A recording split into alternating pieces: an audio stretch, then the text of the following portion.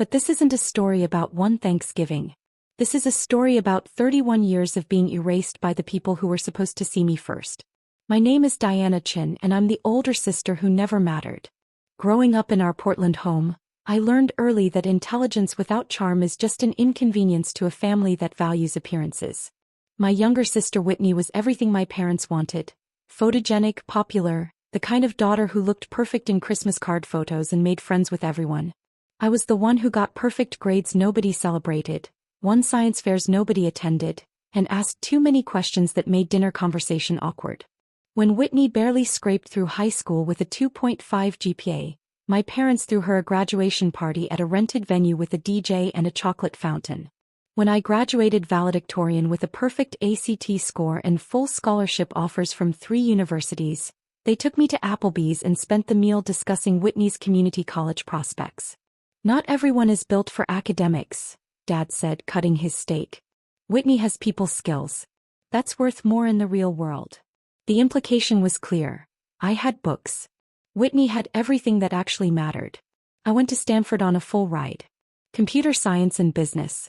I worked 3 part-time jobs, coded until my eyes burned, built apps and algorithms while my classmates partied. I graduated summa cum laude with a dual degree. My parents didn't come to graduation. Whitney had a crisis involving a boyfriend breakup that required their immediate presence.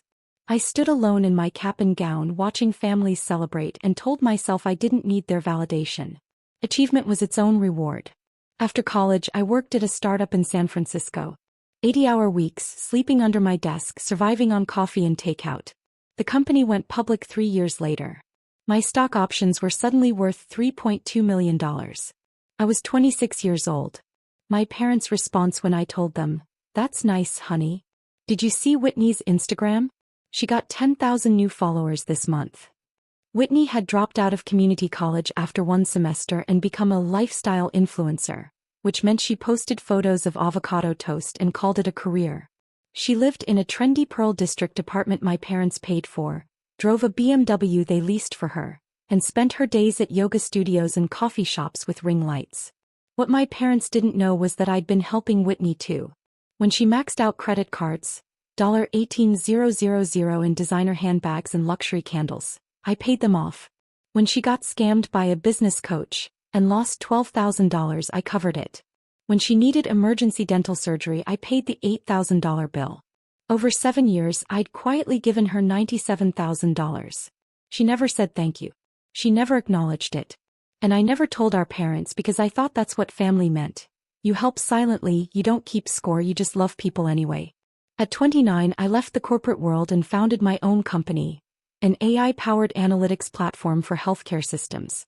We helped hospitals reduce costs and improve patient outcomes through predictive modeling. Within 2 years, we had contracts with 40 major hospital systems across the country. Our revenue hit $50 million annually. My parents' response when I mentioned it at a family dinner: "That sounds complicated. Whitney just hit 100,000 followers. Isn't that amazing?" I stopped trying to share my victories. I learned to carry them like secrets I kept even from myself. Last year, my company was acquired by a Fortune 500 tech corporation for $280 million. I stayed on as Chief Innovation Officer. At 31, I was overseeing a division of 200 employees, speaking at tech conferences, and being featured in Forbes and Fast Company. My mother's reaction when the Forbes article came out: "Why did they use such an unflattering photo of you? Whitney always looks so good in pictures." I stopped expecting anything from them. I learned to exist in a family that saw me as background noise. 6 months ago, Whitney started dating Cameron Richards. He was the CEO of a major Portland-based outdoor apparel company, the kind that sponsored athletes and had flagship stores in every major city. Handsome, wealthy, successful. Whitney couldn't stop talking about him. "He's brilliant," she gushed at Sunday brunch. "He went to Wharton. His company does $500 million in revenue. He's taking me to Aspen next month." Mom beamed. Finally, Whitney's found someone worthy of her. Someone who truly appreciates her. I sat across the table sipping my coffee, saying nothing. I'd learned that silence was safer than pointing out that Whitney had been telling Cameron she ran a successful digital marketing agency, when she actually posted sponsored content for teeth whitening products. Over the following months, I heard endless stories about Cameron. The private jet trips. The charity galas. The introduction to Portland's social elite. When he proposed with a ring that probably cost more than most people's cars, my parents cried tears of joy. "Our baby is marrying a Sue," Dad said, his voice thick with pride. "She's really made it." I was sitting right there. A tech executive. A founder. Someone who'd actually built something. But I was invisible as always. The engagement party was scheduled for Thanksgiving week, a dual celebration of their engagement and the holiday. My parents were hosting at their home in West Lynn, a sprawling house with views of the Willamette River that I'd helped them buy with a $200,000 down payment gift 3 years ago. They'd never acknowledged that contribution. 47 people were invited.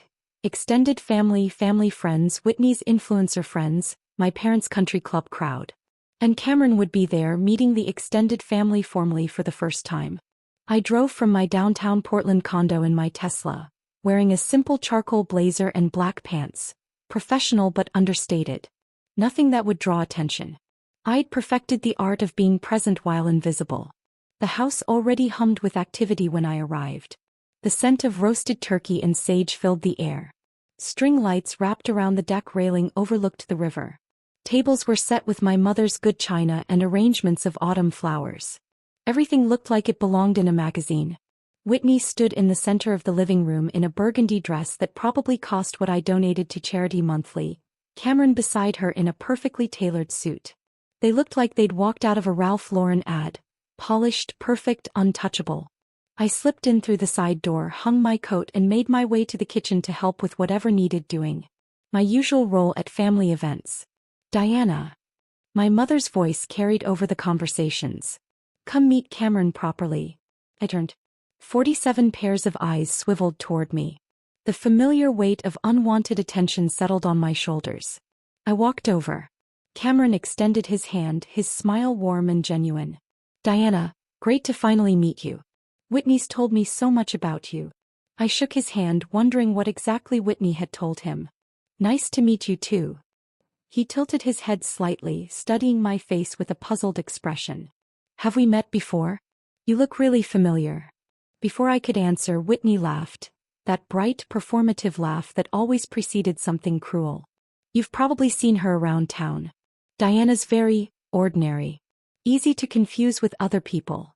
"I don't think that's it," Cameron said, still looking at me. "Your face is really familiar. Do you work in tech?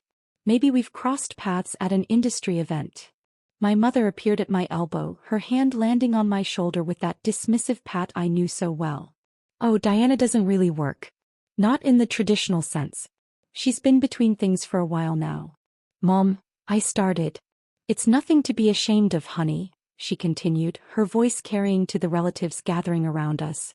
"Not everyone finds their path early like Whitney. Some people need more time to figure things out. Diana's basically unemployed," Dad added, joining the circle with a glass of wine. "Has been for a couple years now. We keep hoping she'll find something stable, but..." He shrugged, the gesture saying everything his words didn't. I felt the familiar burn in my chest. The weight of 47 people's pity and judgment pressing down on me. Cameron's brow furrowed. "Unemployed? But I could swear I know you from somewhere." He pulled out his phone. "What's your last name again?" "Chen," I said quietly. He typed something into his phone. His expression changed instantly, confusion shifting to recognition, then to something that looked like shock. "Wait," he said slowly, looking up from his screen. "Diana Chen? You're Diana Chen from MedTech Analytics." I didn't answer. My heart started hammering. He scrolled through his phone, his eyes widening with each swipe. "You founded MedTech Analytics. You sold it for..." He stopped, looking at the screen, then at me, then back at the screen. "For $280 million? The room went completely silent. Even the background music from the kitchen seemed to fade. What?" Whitney's voice came out small. Cameron turned his phone screen toward her. "Your sister is the Diana Chen. She's the Chief Innovation Officer at TechCore. She spoke at the Web Summit last year. I was in the audience." "That's impossible," Mom said, her voice weak. "Diana doesn't, she's not." "I am," I said quietly. I reached into my bag and pulled out my business card holder. Brushed titanium, simple, professional. I extracted a card and handed it to Cameron. He read it aloud. Diana Chen, Chief Innovation Officer, TechCore Corporation. He looked up at me. Your keynote on AI in healthcare was one of the best talks I've ever heard. We implemented some of your frameworks in our supply chain optimization. I nodded. I remember that conference. You said you were unemployed, Dad said, his face flushing red. You said you were between things. No, I corrected gently. You said that. I never said anything at all. Cameron looked at Whitney, then at my parents, then back at me. His expression was shifting, from confusion to understanding to something that looked like anger. How long have you been at TechCore? 18 months, I said. Since the acquisition. And before that you ran your own company? For 7 years. We had 40 hospital system clients and annual revenue of about $50 million when we sold. And your family doesn't know this?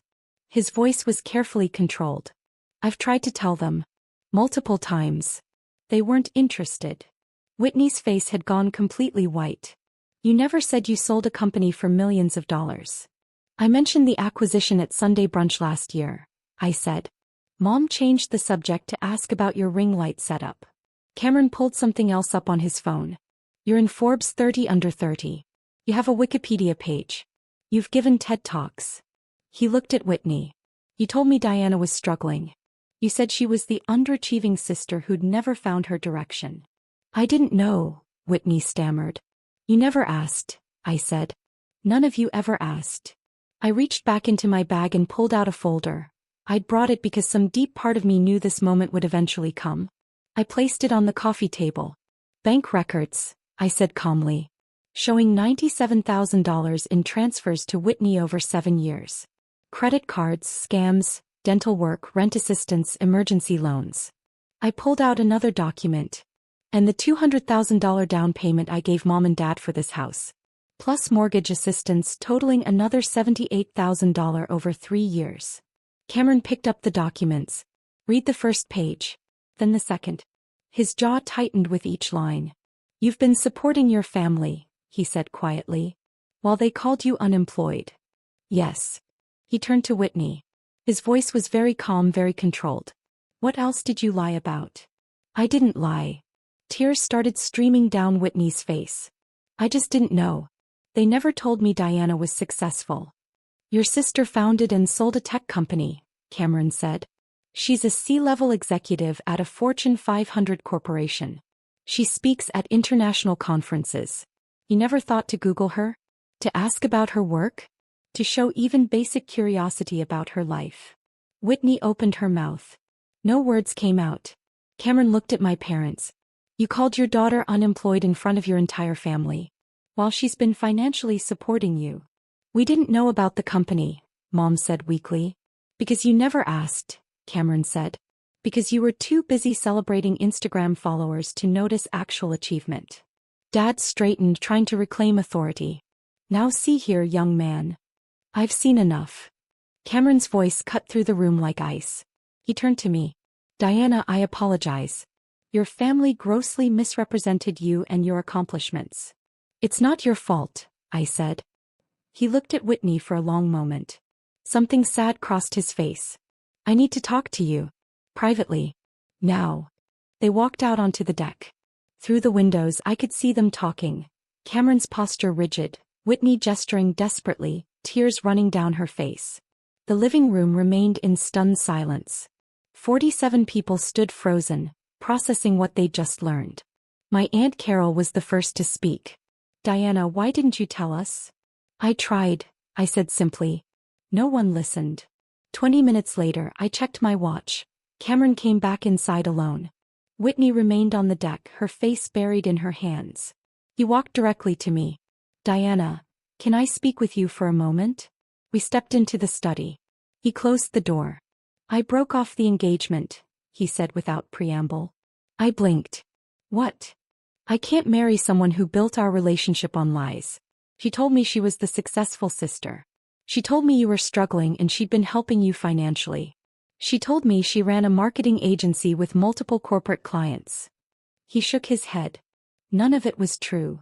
I'm sorry, I said. Don't be. You saved me from a massive mistake. He paused. Can I ask you something? Why did you stay quiet all these years? I thought that's what family meant. You help silently. You don't need recognition. That's not family, he said gently. That's erasure. He was right. I'd spent 31 years being erased by people who were supposed to see me first. I walked back into the living room. Whitney had come inside, her mascara streaked, her eyes red. Mom was comforting her, glaring at me like I'd committed murder. How could you? Mom hissed. You've ruined your sister's life. I answered questions honestly, I said. That's all. You could have stayed quiet. You could have let her have this one thing. She had everything, I said, my voice steady. Every celebration. Every moment of pride. Every ounce of your attention. He had it all while I stayed invisible. I'm done staying invisible. Dad stood up. You're being selfish. Family doesn't tear each other down. Family doesn't lie about each other, I said. Family doesn't call each other unemployed while taking their money. Family doesn't erase each other's achievements because they're inconvenient. I grabbed my coat from the closet. I'm leaving. Where are you going? Whitney cried. Home. To my unemployed, directionless life. Where I'll continue running a division of 200 people, developing technology that helps hospitals save lives, and building the career you all pretended didn't exist. I walked out into the crisp November evening, leaving behind the turkey dinner, the engagement celebration, the family that never saw me. That night my phone exploded. Mom calling me cruel. Dad saying I'd always been jealous. Relatives taking sides. Whitney sending desperate messages begging me to call Cameron and fix this. I blocked them all. 3 days later, an email from Cameron. Diana, I wanted to thank you for your honesty. You didn't owe me the truth, but you gave it anyway. Your family's inability to recognize your worth says everything about them and nothing about you. I hope you know how impressive your work is. Best of luck with everything. I wrote back. Thank you. You dodged a bullet. Trust me. A week later, I received notification that TechCore was acquiring another company. My division would grow to 400 employees. My salary increased to $850,000 annually plus stock options. My parents never called to congratulate me. Here's what I learned that Thanksgiving. Some families need you to be nobody because your success threatens their narrative. They need you to be unemployed so they can feel superior. They need you to fail so their favorites can shine. And sometimes the most powerful thing you can do is simply exist in your truth. One business card. One folder of documents. One moment of someone actually looking. I didn't destroy Whitney's engagement. Her lies did. My parents' years of dismissing me did. Their refusal to see what was right in front of them did. I just stopped pretending it was okay. If you've ever been called nobody while quietly building empires, if you've been dismissed by people who should celebrate you, if you've stayed silent while lies were told about your life, know this. Your silence doesn't protect them. It just teaches them you'll accept being erased. The truth will always surface. The only question is whether you'll be the one to speak it. I chose truth. I chose myself. And that's not selfish. That's survival. Sometimes all it takes is one person recognizing your name. One Google search. One business card. And everything built on lies collapses.